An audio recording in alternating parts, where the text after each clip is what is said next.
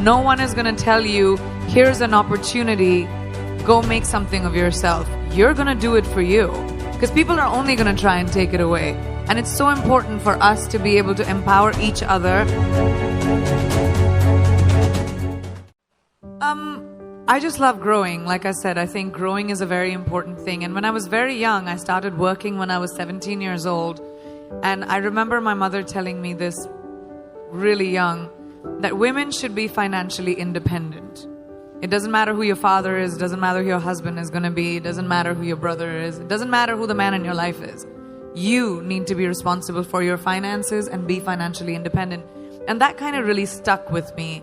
And as my career expanded, it was really important for me to invest in little things. So once I discovered tech, I have always been a fan of technology. I wanted to be an aeronautical engineer at one point. I wanted to build rockets. I wanted to, go to space. And when I got the opportunity, I remember I was at a dinner for Bumble in New York, and I just thought it was such a cool thing to bring back to India, where women take the first move, to bring it to a country which has a patriarchal sort of society, which actually the world is. The world over is sort of patriarchal, and we as women need to fight to change that, to create that kind of equality, because no one's going to give it to us, and they're going to fight for us to have it.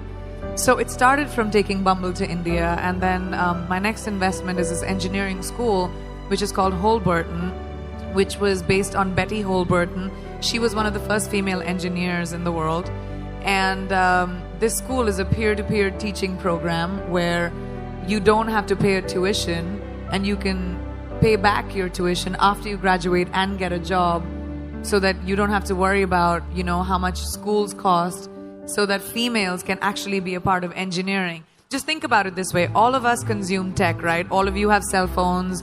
Everyone has computers. We're always online. Digital is such a big part of our lives, but the people creating technology, it's so skewed because it's mostly men. And these are men who decide what we as women need. So we need females to come into engineering. As AI starts coming in, and it's going to be a big part of our lives, can you imagine the artificial intelligence that we are consuming being created by guys? And guys are going to decide what kind of things we like. So we need women to come in and realize that tech is a big part of who we are and who we're going to be and our future. I've had so many times whenever I'm doing interviews, people always ask me that, oh, you're doing a movie with, a female co-actor. Did you guys get along? Were there catfights? But when it comes to boys, they say, oh my gosh, that looks like a bromance and everyone got on so well.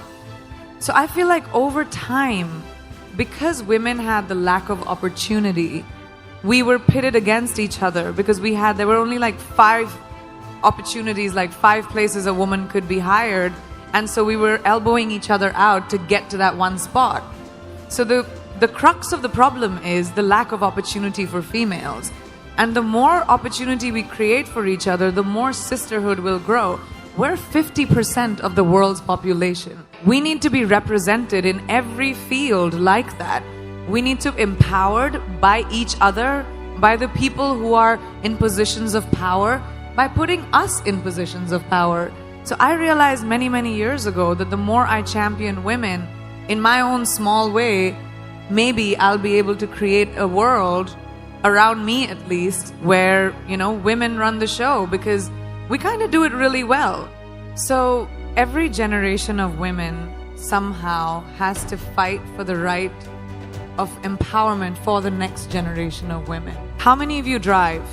Do you remember there was a time when women couldn't? Today, we don't even think about it, because those women fought for us. So how many of us vote as females? There was a time we couldn't. Now we don't even think about it. So we, as women, everyone in this room and everyone in this world has a responsibility to our future daughter, to our future granddaughter, to change the world in a way where they don't have to think about lack of opportunity. They don't have to think about diversity. Diversity shouldn't even be a conversation. It should be normal. When we look around this room, there's not one kind of person. I don't even see one kind of person in one row. And that's our normal.